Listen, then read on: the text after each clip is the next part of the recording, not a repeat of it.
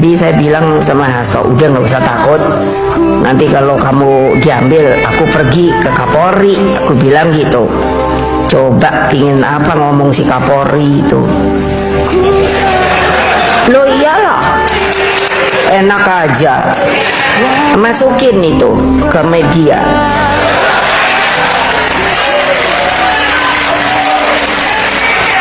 Loh saya herannya sekarang kalian ini maaf ya, iya penuh dengan rasa ketakutan. Saya pikir ngopo toyo. Loh mbok saya kan selalu ngajarkan kebenaran is kebenaran. Satyam Eva Jayate. Jadi berempat menghadap langsung kepada presiden. Langsung bicara, presiden didampingi oleh seknek. Secara terbuka kami sampaikan, Pak hati-hati. Undang-undang ini bisa melemahkan KPK.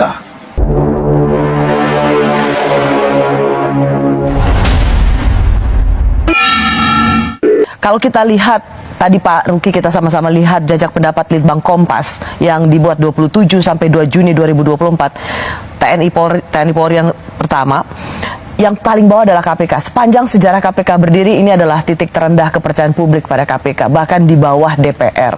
Pertanyaan saya Pak Ruki, apakah Bapak merasa tidak punya tanggung jawab moral, paling tidak ikut memperbaiki KPK? Begini Rosi, jujur aja saya kadang-kadang, bukan kadang-kadang, kadang-kadang saya malu ketika orang mengenali saya sebagai pimpinan KPK.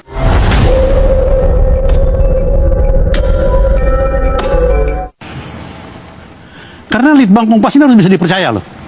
Saya percaya Litbang Kompas ini. Dan akibatnya saya kehilangan kepercayaan diri untuk muncul. Begitu muncul di tempat publik, orang mengatakan, gimana nih KPK? Gimana nih KPK? Loh kok takon aku? Tanya dong sama yang benar. Saya kan udah 20 tahun yang lalu. Terus terang, hasil Litbang Kompas kali ini membuat saya kehilangan kepercayaan diri. Kehilangan harga diri. Saya udah malu ditampil depan, padahal bukan kelakuan saya. Begitu. Jadi, kenapa diam saja? Ya. Kapasitas apa yang saya bisa terapkan?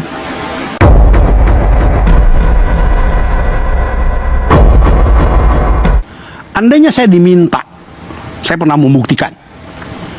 Ketika tahun 2015, saya sedang duduk dengan enak, dengan nikmat, dengan bangga, menjadi komisaris utama Bank Jabar Banten.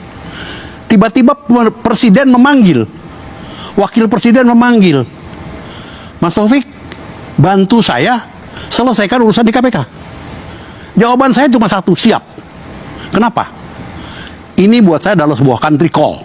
Yang kedua, KPK itu saya yang membantu membidaninya. Dia anak dari Republik ini. Tapi saya membantu kelahirannya. Nah ketika dia terpuruk, terjatuh, dan terlunta-lunta, nah saya sebagai orang yang dulu ikut membidaninya, terpanggil, saya tinggalkan semuanya itu. Saya coba memperbaikinya dengan segala dinamika yang terjadi di dalamnya. Ya. Nah, ketika telah dipilih pimpinan yang baru, dalam hal ini katakanlah saudara Agus Raharjo dan kawan-kawan, ya saya serahkan kepada Agus Raharjo. It's your turn. Bukan saya lagi gitu. Tapi kalau diperlukan katakanlah nasihat, ngobrol, ngundang makan siang, ngundang makan pagi, Mas Taufik ini gimana? Mas Taufik ini gimana? Saya, Pak Eri, Pak Panggabean pasti tidak akan segan untuk datang. Tapi itu tidak pernah mereka lakukan.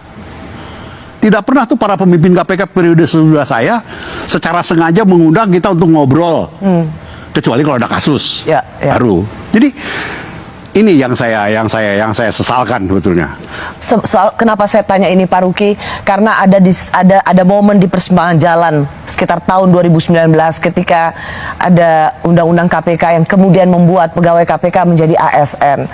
Itu dianggap sebagai pintu masuk yang betul-betul menghancurkan independensi KPK.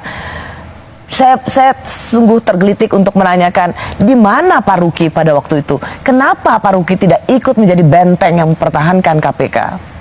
Gaya saya berbeda. Saya bersama dengan Pak Eri, bersama dengan Pak Tumpak, bersama dengan Pak Amin, berempat menghadap langsung kepada presiden. Langsung bicara, presiden didampingi oleh seknek. Secara terbuka kami sampaikan, Pak hati-hati, undang-undang ini bisa melemahkan KPK. hati-hati Pak. Pak Heri juga sudah menyampaikan. Pak Panggabean juga bicara yang sama. Pak Amin pun bicara yang sama. Cuma kami tidak demo. Demo bukan gaya kami yang sudah tua-tua ini. Tapi pikiran dan pendapat kita sampaikan langsung kepada pengambil keputusan. Yaitu Presiden. Beliau mencatat dengan baik dan akan disampaikan kepada Menteri Hukum dan HAM. Hasilnya begitu. Ya, mau bagaimana? Apa saya mesti berdemo sendirian di depan Istana Negara? Kan enggak. Tapi kami berempat bukan tidak bertanggung jawab, sudah menyampaikan secara terbuka kepada Presiden, face to face. Bukan cuma saya. Ada saya, ada Pak Tumpak, ada Pak Heri, ada Pak Amin. Halo teman-teman, kembali lagi bersama saya di channel ini. Salam NKRI harga mati. Nah teman-teman, dalam video ini ada sebuah cuplikan mengenai tentang ancaman keras bagi Mulyono. Semua politikus ramai-ramai menyerang. Nah teman-teman, saya akan membacakan beberapa komentar mengenai hal tersebut. Semenjak Mulyono berkuasa, KPK sudah tidak ada taringnya lagi karena KPK sudah dijadikan alat sebagai kepentingan keluarga Mulyono. Begitu juga MK dan kekuasaannya pun hanya untuk kepentingan keluarganya. Ketua KPK yang baru harusnya hasil pansel 2024-2029, bukan pansel Jokowi. Segera diganti ketua KPK pansel Jokowi. Kasus suap Harun Masiku hanya kasus kecil dan tidak ada kerugian keuangan negara, sehingga lebih cocok diurus oleh kepolisian. Ironinya, mafia korupsi yang jauh lebih besar justru tidak ditangani oleh KPK. Kasus Sekjen Hasto itu settingan. Si Lura, setelah banyak kritik terlontar dari mulut Hasto, boneka-boneka Jokowi juga dipasang di Parcok, Kejagung, di MA dan di KPK sebelum dilengser. Pak Taufik Ruki, mantan Kapolres saya di Tasikmalaya tahun 1988-1989. Beliau jujur, cerdas, dan mantap pada saat ini jadi ketua KPK. Beliau orang yang berani. Kalau semua mantan KPK menghujat Jokowi, berarti Jokowi itu salah. Ada asap, pastilah ada apinya. Brojolnya dan anak buah sembako lainnya takut nggak kebagian sembako. Menurut saya pribadinya, lebih baik dibubarkan saja KPK itu, diganti saja dengan namanya, dengan nama TTK, Tumpas Tuntas Korupsi, dan jadikan ketuanya orang yang takut kepada Tuhan dan tidak takut dengan para petinggi negara apapun pangkat dan jabatannya serta siapapun pelindungnya. Kasus ecek-ecek dikejar-kejar terus, kasus korupsi yang super besar malah digemukkan dan dikembangkan. Biarkan. Dasar KPK titipan penguasa raja. Hasto bukan koruptor. Hai KPK, tangkap para koruptor yang ada di kantong KPK. KPK hanya pelengkap untuk pantas-pantas saja, nggak ada gunanya, nggak berani melibat koruptor kelas kakap. Kapolri Listio Sigit sejak awal adalah orangnya yang Jokowi. Jadi bagian syarat agar Prabowo bisa jadi presiden, Kapolri harus tetap Luhut harus masuk kabinet.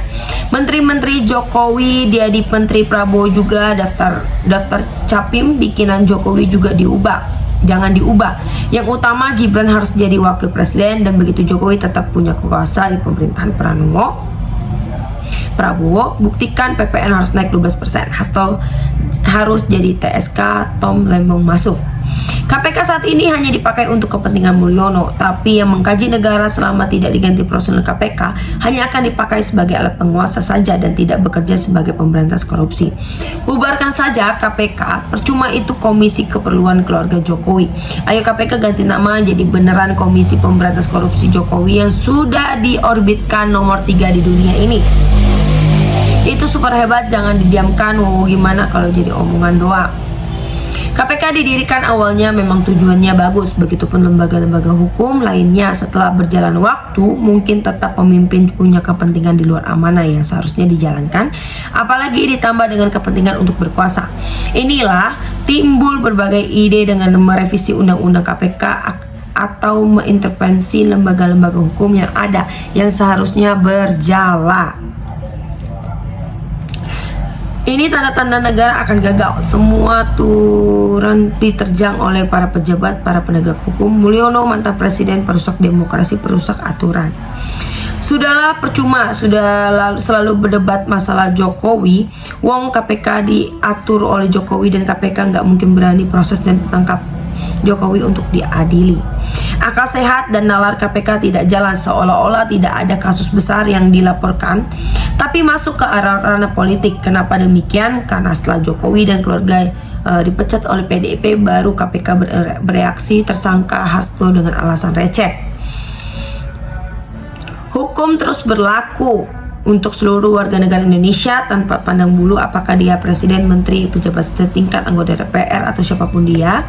Jika terindikasi bersalah, korupsi atau apapun kejahatannya harus ditangkap dan diproses sesuai dengan hukum yang berlaku. Jika hukum berlaku hanya tumpul ke atas dan tajam ke bawah, ya kira sampai kapanpun tidak ada terciptanya kedamaian dan kemajuan. Banyak yang mantan dari KPK berbicara jujur selalu tidak sejalan dengan penguasa Jokowi, dan nyatanya memang dilemahkan agar dia bisa leluasa menguasai hal tersebut. Semua institusi negara yang dipegang oleh presiden, wajar dia mengkhianati partainya. Orang pura-pura lugu dan lembek ternyata. PDIP harus solid pendukungnya, jangan menyalahkan PDIP. Semoga rakyat Indonesia harus cerdas dan jaga persatuan dan kesatuan bangsa Indonesia. Nah teman-teman, sahabat-sahabat dari Bongkar TV, silakan berikan tanggapan teman-teman dalam kolom komentar ini, sehingga kita dapat bertukar pikiran antara satu dengan yang lain dalam kolom komentar ini. Terima kasih teman-teman, Bongkar TV melaporkan.